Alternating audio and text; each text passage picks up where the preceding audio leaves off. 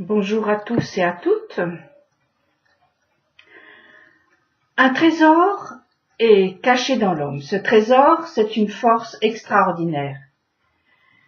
Elle est la véritable preuve de la liberté du fils d'Adam, car lui seul peut décider de la cultiver ou de la laisser en jachère. Si l'humain ignore ce trésor volontairement ou pas, il est seul.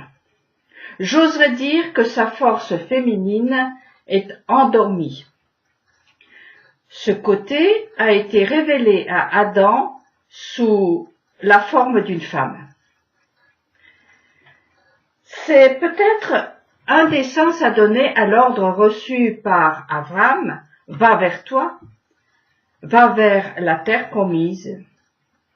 Au cours de cette marche, Abraham deviendra Avraham.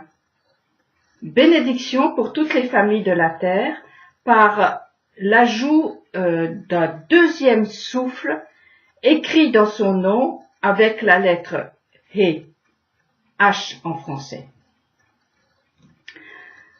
Le trésor à aller chercher en soi est la capacité de devenir, de s'extraire des limites de son berceau, puis de se tenir debout face à l'indifférenciation de l'enfance pour devenir un homme libre. Les 2-3 premières années où nous sommes sur cette terre sont une sorte de sas de décompression qui prolonge un peu une vie où tout est confondu. Rien ne se distingue réellement. Le petit homme ne se voit pas différent de ce qui l'entoure. Sorti du ventre de sa mère biologique, il est encore pour quelque temps comme dans un grand ventre où tout est lui et lui est le tout.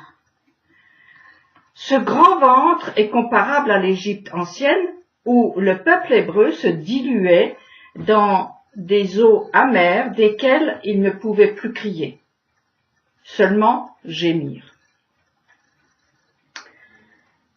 Contrairement à ce qu'il est commun de dire, l'homme ne naît pas libre, mais il est libre de choisir de le devenir en écoutant un vent qui souffle en direction de cette liberté. Ce vent, c'est la voix de l'Éternel.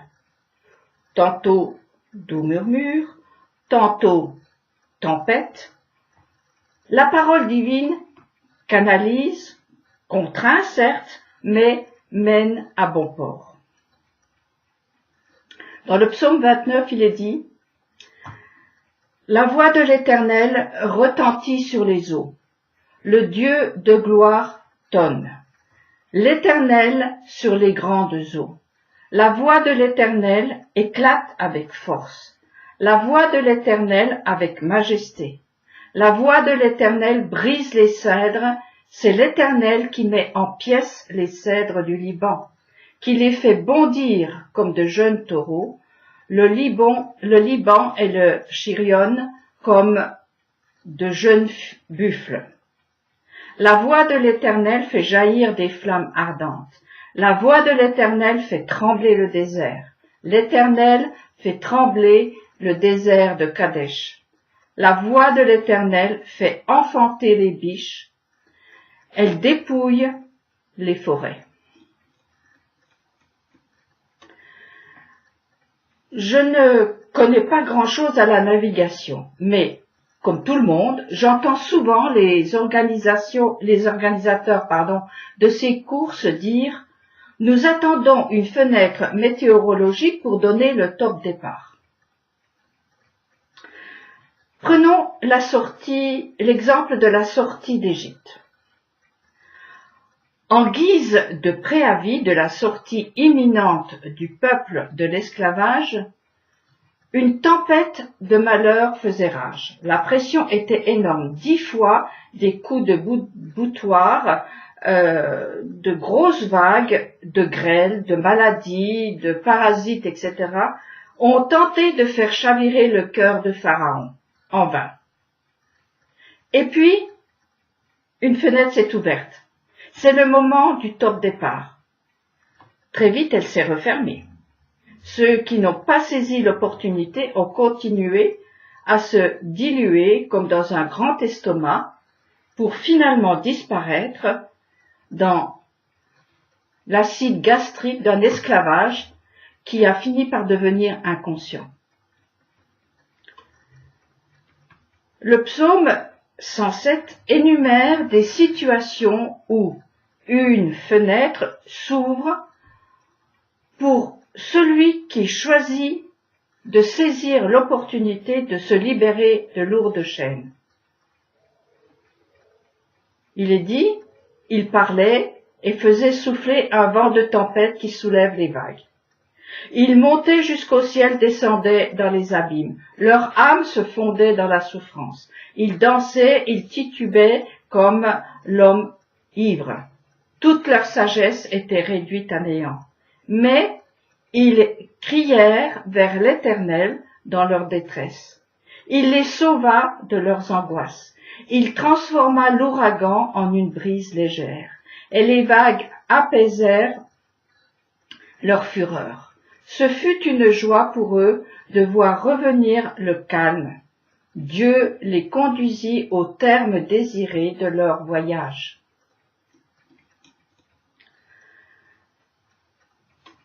On parle beaucoup de libération ces temps-ci. Ça gémit de partout. Peut-on envisager une solution?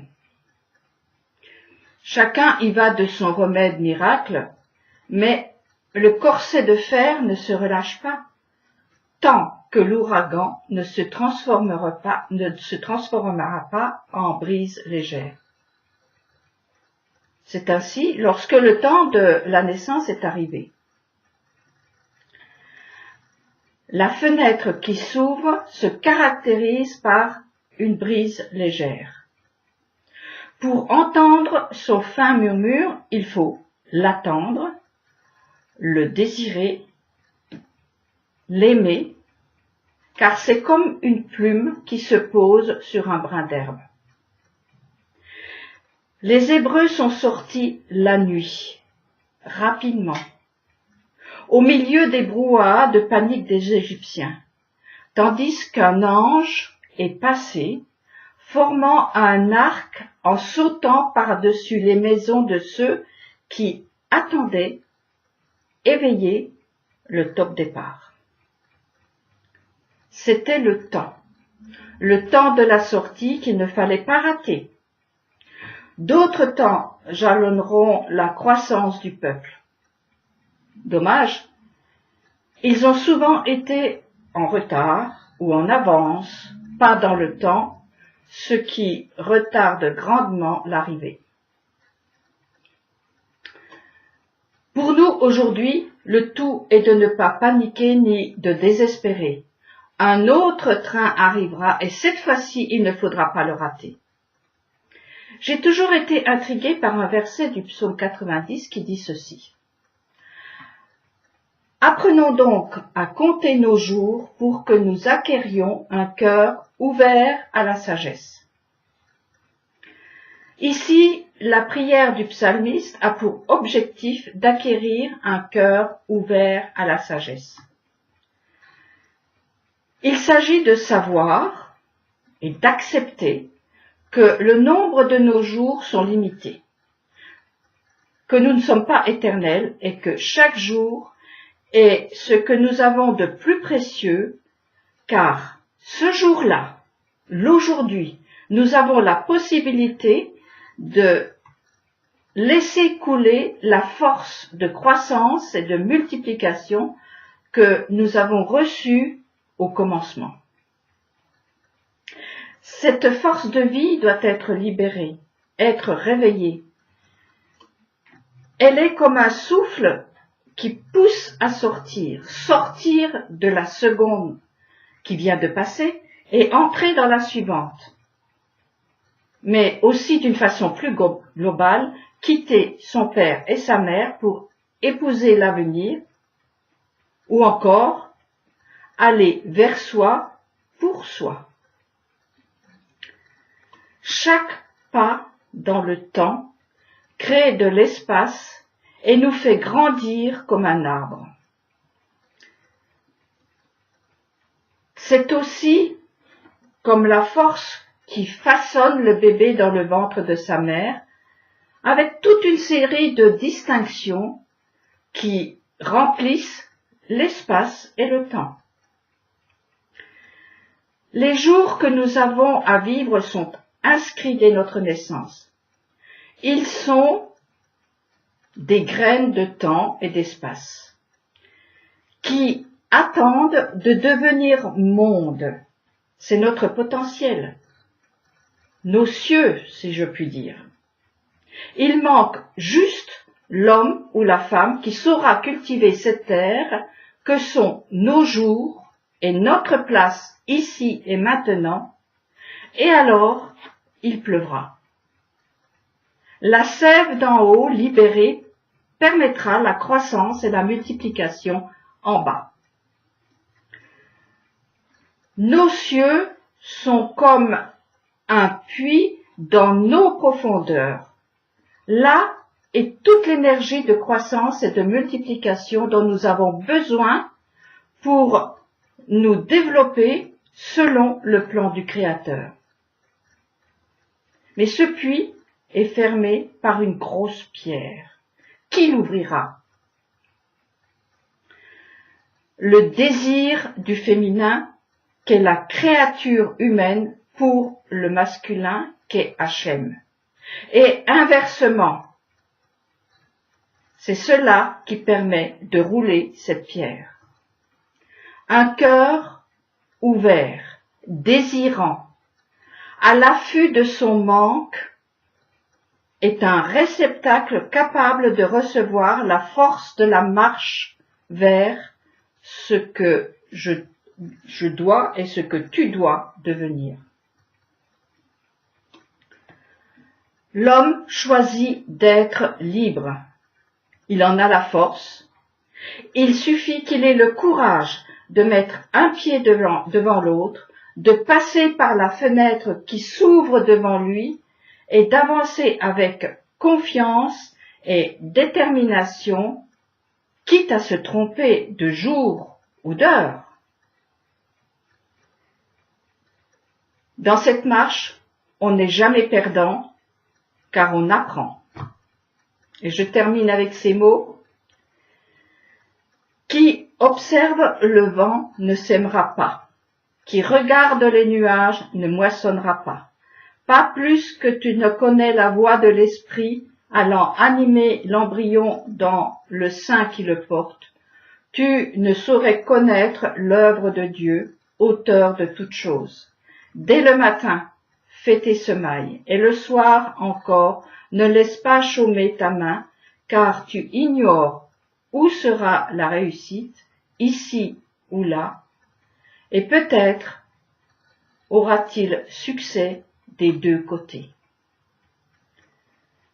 Bonne méditation à tous et à bientôt.